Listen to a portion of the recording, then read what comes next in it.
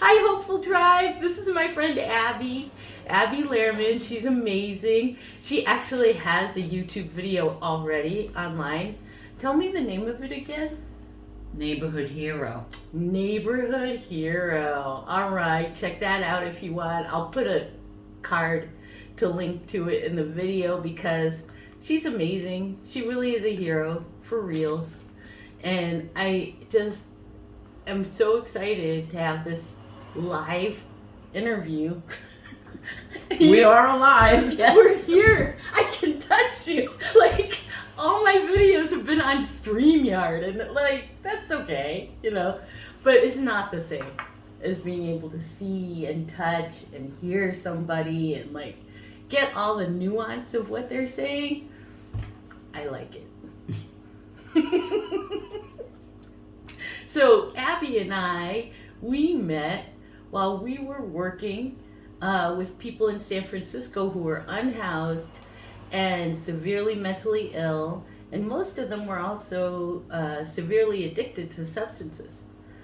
So when we met, let's see, I'd maybe been in for like 20 years, and you maybe 30 at that point.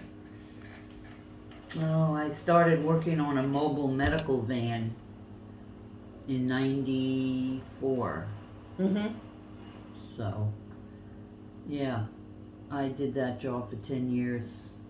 We brought healthcare to encampments and soup kitchens, under bridges, where homeless people congregate. Mm-hmm. Through it, actually, it was an administrative agency, the San Francisco Community Clinic Consortium, which did all the paperwork for the 10 free clinics. And they had one direct services program, which was our medical van, Street Outreach Services. And I think we knew each other before we worked at the Mission Resource Center. Yeah, we saw each At other. Haight, when you were at the Haight-Ashbury Free Clinic. Mm-hmm. And Susan Poff and I set up what we call a suitcase clinic in Golden Gate Park. Mm-hmm. That was kind of fun. Mm-hmm. I would do the outreach and she would do the medical. So I'd walk around the park and ask people if they needed any kind of medical assistance. Or, you know, we also gave out condoms, bleach, over-the-counter stuff. Mm-hmm. So that was great. We'd carry our little table to the park and set it up and run around, look for people who needed stuff. Yeah. It was a lot of fun. Yeah. And then when we were working together, we would go out onto the streets too, which I think is really one of the more effective ways to yeah, I think it's the work only with way people. is through direct contact. I mean, Mm-hmm. we have to go where homeless people are, otherwise they don't comply. A word I never liked, and I don't think you liked it either. Nah! Don't comply, it's bad for you. So, It's horrible. I really think that's part of why our society is such a mess, is because we're trained from such an early age to comply. And we become comfortable with a lot of things that should not be comfortable to us. You know? right.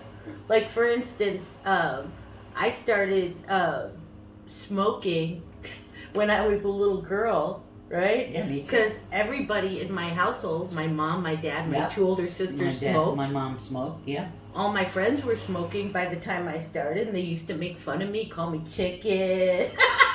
Because you didn't want to smoke. I didn't want to smoke. I was like, yeah, it bothers me. I don't like it, you know? And finally, I was 9. I started smoking because I was just tired of all the pressure about it. And I found out after my first cigarette that smoking made me less vulnerable to the smoke around me. Oh, yeah. It didn't bother me the way it bothered me before I became a smoker. So I was like, oh, this is not so bad. Well, my mom quit when all 3 of her kids started smoking. I was the last. Wow, how responsible of her. I was the last rolled out. I kept smoking. Oh, you can. Till I got pregnant. Then I quit. Well, I quit with every pregnancy, but give me a couple months into, and I was back at it. Always. It was so hard. That was my hardest addiction to quit. It is. It really is the hardest, they say. It was like, yeah. I was always quitting and could never stay quit. Yeah. Because I would want to kill people. And then I'd be like, cigarettes, prison, cigarettes, prison. You know which one would always win, right? I really value my freedom. Freedom is really important to me. Absolutely. Yeah. But we're back to working with people on the streets. I think one of the best setups we had was at the Mission Neighborhood Resource Center, because homeless people would come there, and we just got to post up in offices and see them. Right. It was a drop-in center with a clinic upstairs. That's ideal. Mm-hmm. Because you can kind of coax them into getting health care.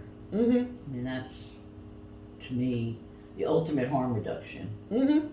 Is when we can't change the behaviors of other people, but let's reduce the harm associated with those behaviors. Mm-hmm.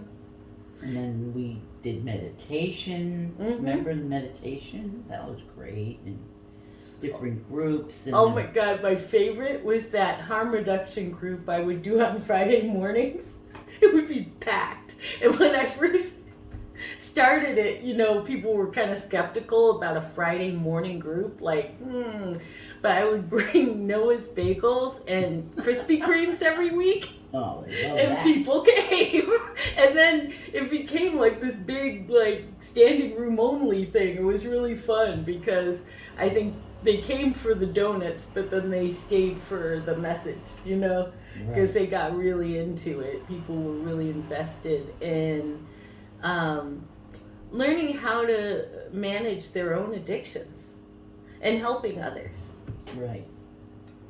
And there was, they started Ladies' Night on Thursday night. Ah, Ladies' Night. That's still running, right? I don't know. No? Maybe? I'm retired. Oh, that's You right. know what?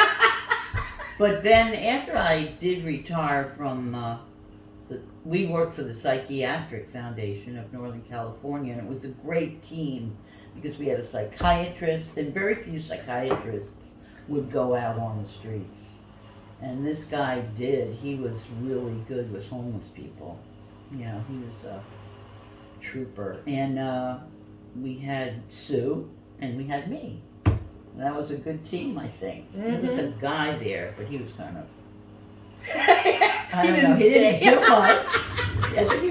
I think he did administrative stuff, but we were in the trenches. We would see people. I would do the outreach. Sue would do some therapy and some case management, and then Adam Nelson, our psychiatrist, he really helped. We got a lot of people on SSI, which used to be called ATD, Aid to the Totally Disabled. Oh, really? I didn't know that. Yeah. I don't know, they changed the names. Now it's called Supplemental Security Income for people who are so totally disabled they can't work. And, a lot of people can't work. I remember my brother-in-law saying to me, they should get jobs. I said, yeah, let them rake leaves at your house. I'll send them over to Palo Alto. That's funny. Well, the thing is that if people who have, severe addictions and mental health issues get help, they can often go back to work. But if they're homeless and they have nothing, it's not likely they're going to be able to recover. They need some kind of income to be able to get inside and then start getting stable. They had a federal program called Shelter Plus Care, Mhm. And that was a program. I used to get at least 3 or 4 people a year housed through that. And, we'd go to the meetings and I'd raise my hand and I'd say, "Where's the care? I see you got the guy inside, but he brought his shopping cart in there and leaking oil on the brand new carpets." Or he'd get in a fight in the lobby because he doesn't know how to interact inside. And so that kind of support was so necessary and not often provided for people making that transition from years on the streets into housing. And it's frustrating because for us to do that work, all that work, getting them IDs, overcoming all the obstacles, and they'd stay a month and then they're evicted. And then they have an eviction on their record. Right. They'll never get They'll never get housing. Well, just so people understand, because people might not understand who are watching this, how much work goes into getting somebody their ID, right? I had this homeless girl I was working with, and it took a year and a half to get her ID because it was so hard without a home or any kind of stability in her life for her to get up in time to get in line at the DMV, and actually successfully complete the application process. Right, I took many people. It was my least favorite agency to go to. Was the DMV, but I would make appointments for people. I would pick them up, take them down there. One woman I remember, we went down there and she had formerly had ID in California, so it was a little easier. And so she saw her picture, which was about 10 years old, her old picture from her old ID. And then she, asked me, could she borrow lipstick? Aww. She wanted to brush her hair because she really changed. In the 10 years, she was pretty severely addicted to heroin and actually ended up dying of endocarditis, which is a heart infection based on untreated abscesses. But I remember her asking me, because she wanted to look pretty for the picture. And she was a beautiful woman. And in fact, that's an interesting story because when she died, she had used our work address for her address, because you have to have an address when you fill out your ID papers. And about 3 or 4 months later, someone contacted me from Salvation Army that her family was looking for her. And the only address they had was my work address. And so I had to tell the worker, the Salvation Army worker, that she had passed. And they asked me, would I speak to the family? I said, sure, I would speak to the family. I knew she had kids, and I knew quite a bit about her from our waiting at the DMV for a couple hours. And there was her ID right in my drawer. It had been sent to me a few weeks after we had applied, but she never really got it.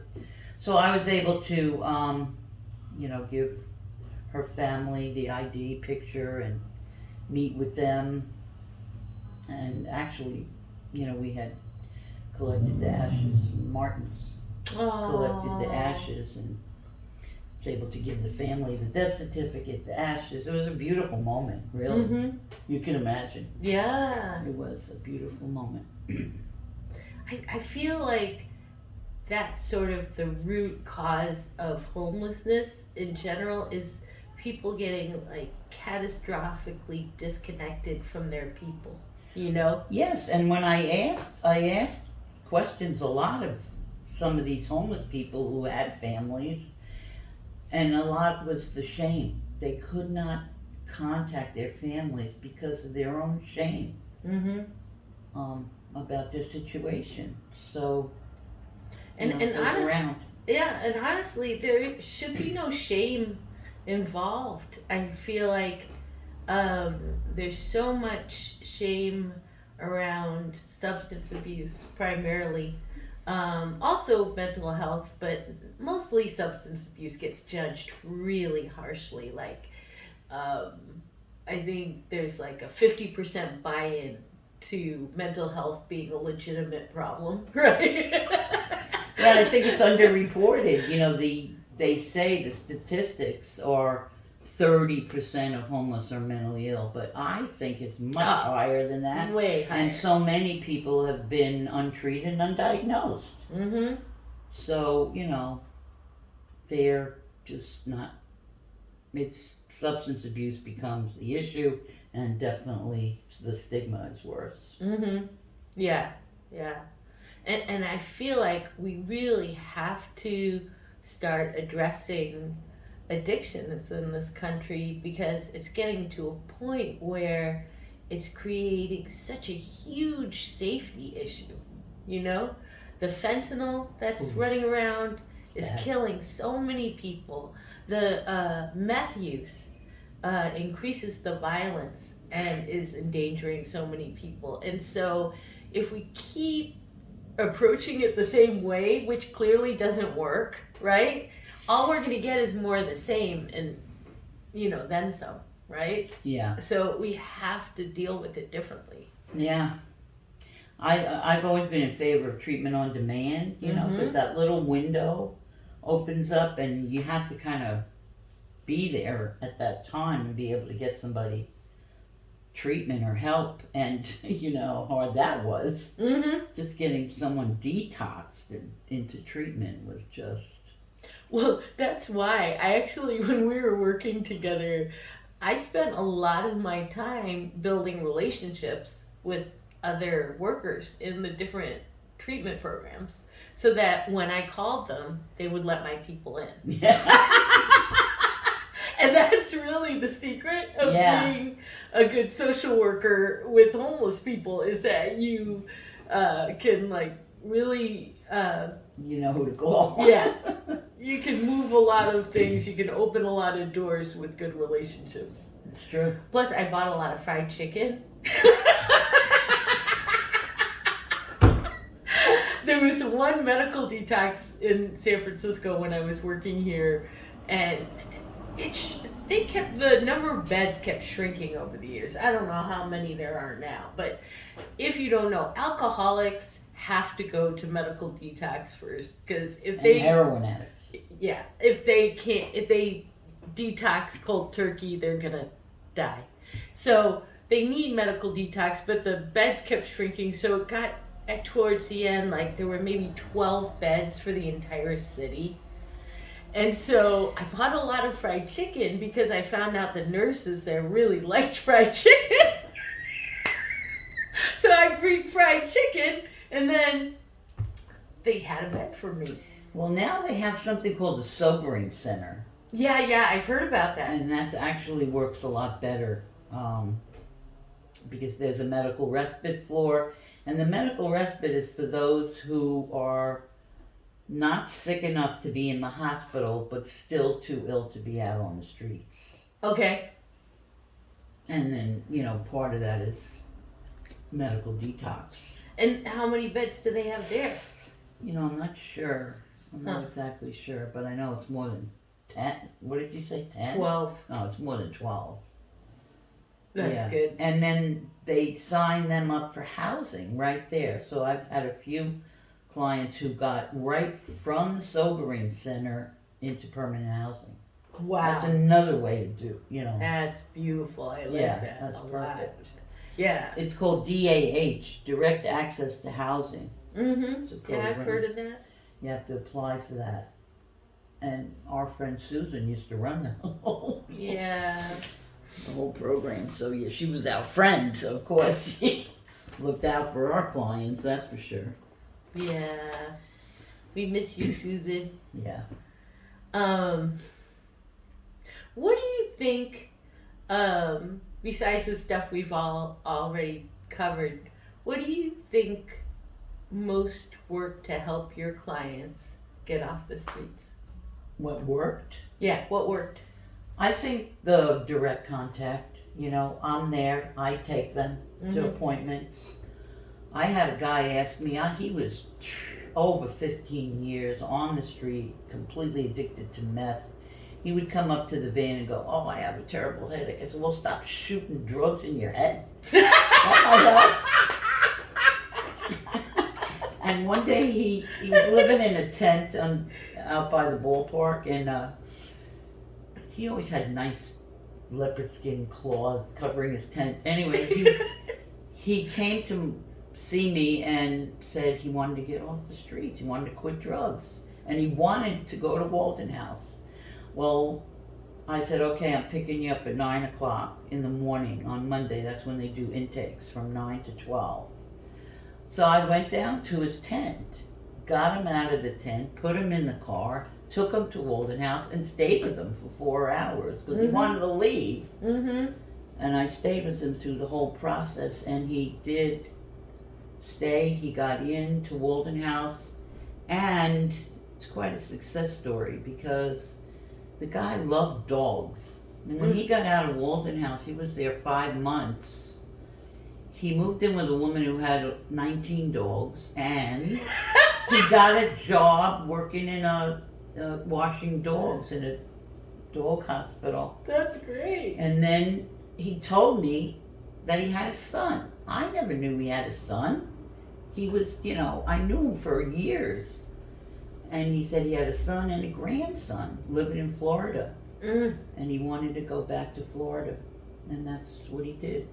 Wow. Went back to Orlando, Florida, hooked up with his family, lived happily ever after. That's awesome. Yeah, and I used to call me every Thursday to check in, see how his pals on the street were doing. And he did come out to see me. I have pictures of him and his son when they came to San Francisco on a vacation. Mm-hmm. Stayed in a hotel. It was amazing. It was truly a great story.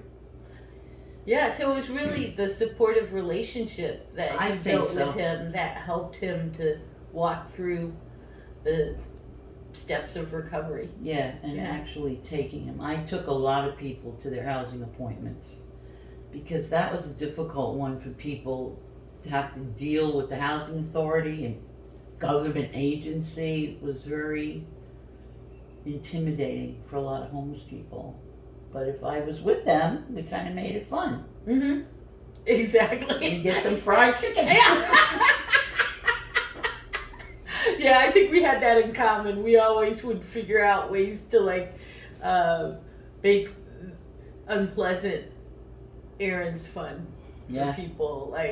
The last time I did it actually was in this last year. I had to take these 2 clients of mine from the psychiatric facility to the DMV to get new IDs, and we were just laughing and joking the whole time. In fact, one of the DMV workers gave us the stink eye, and he was trying to get us to shut up, but he didn't understand that I was trying to help them get through the process because it's really hard. I feel like they do it on purpose to make it hard for people to get their stuff together. I don't know. I just think it's bureaucratic. They don't even know. Because the people that work at these agencies, most of them have never been homeless.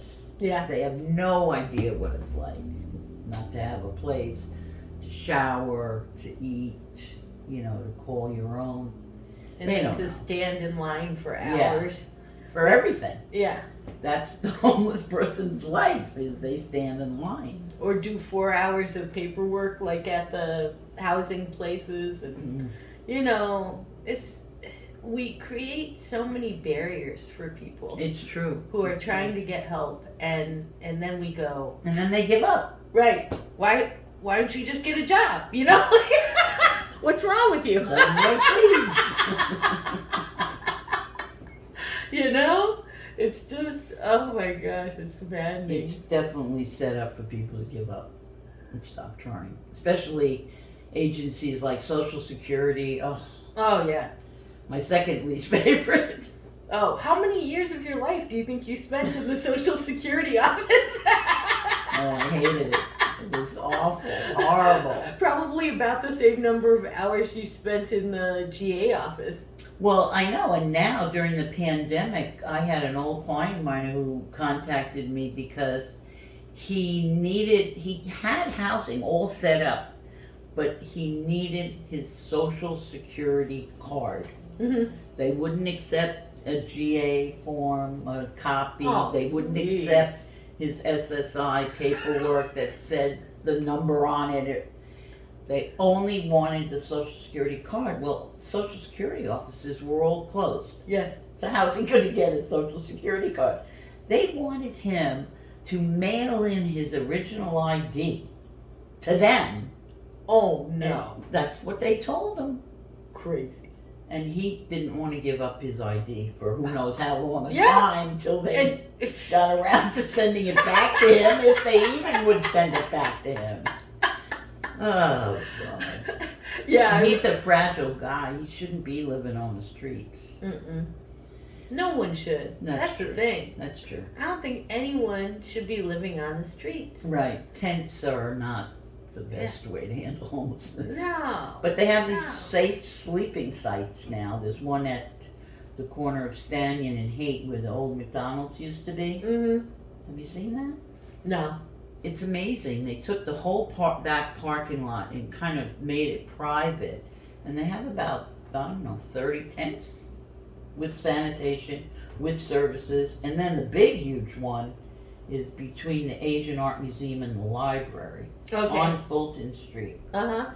They call them safe sleeping sites, and they're sanctioned by the city with services.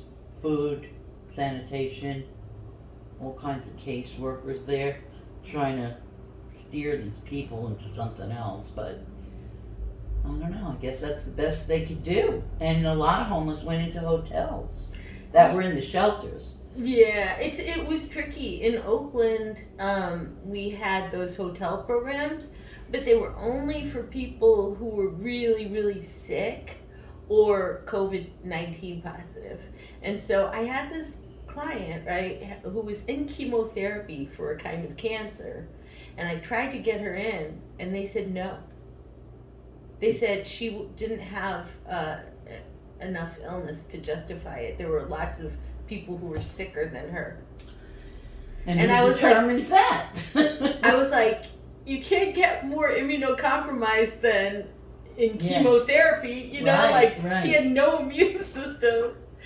But So yeah, who determined that? well, they had a system. It was like a point thing.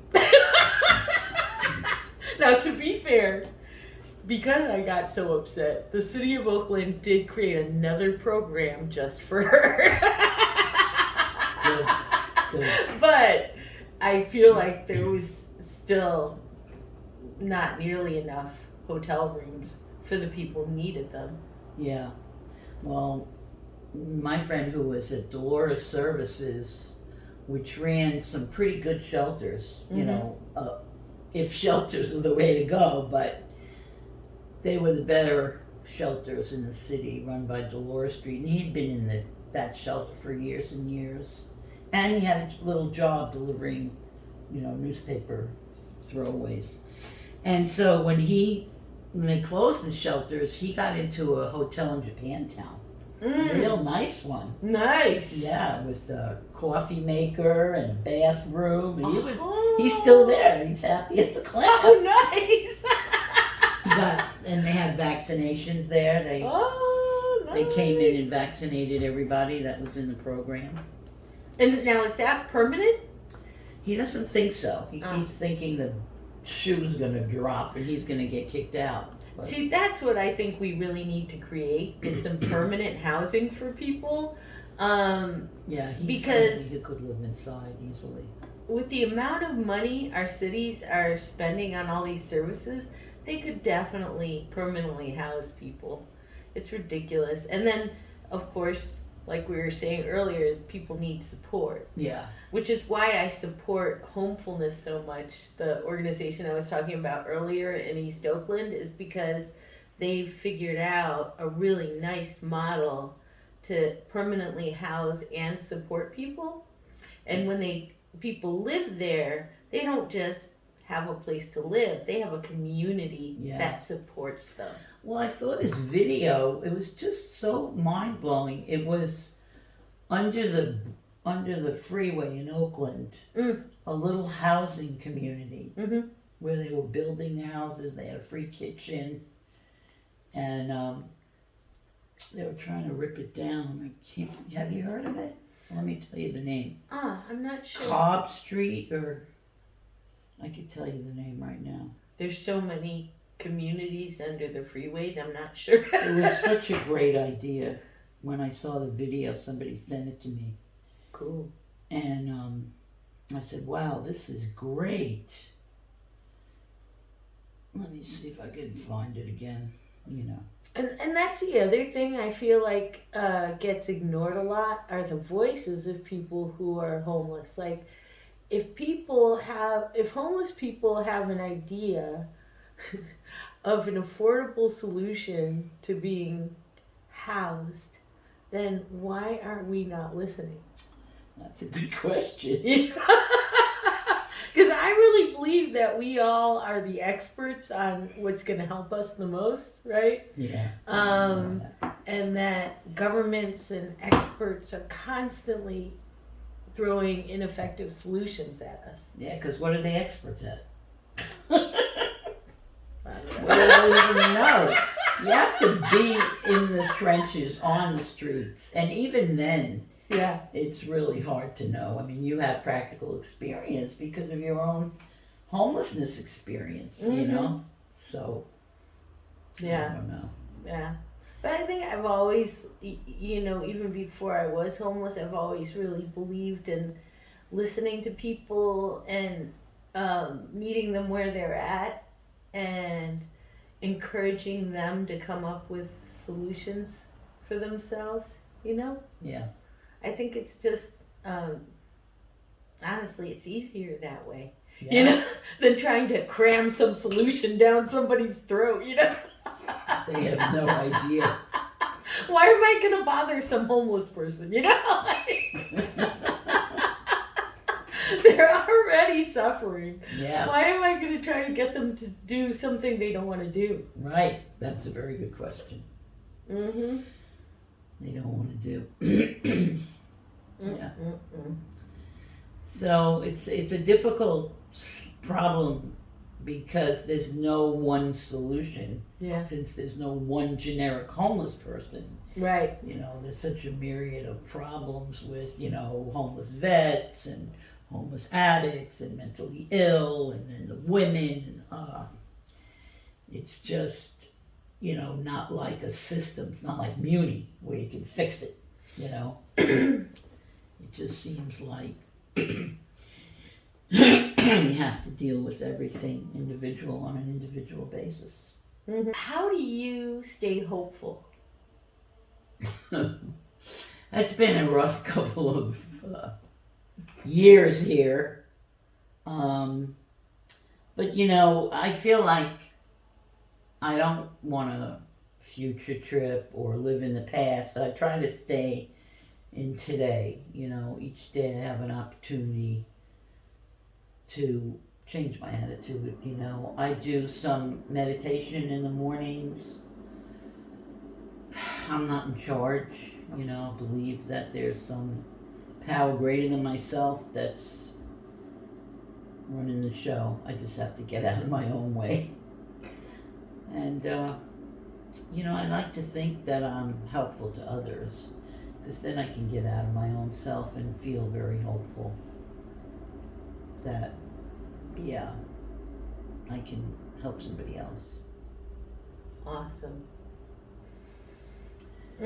Thanks so much for doing this interview. Thank you, Sue. It's so great to see you.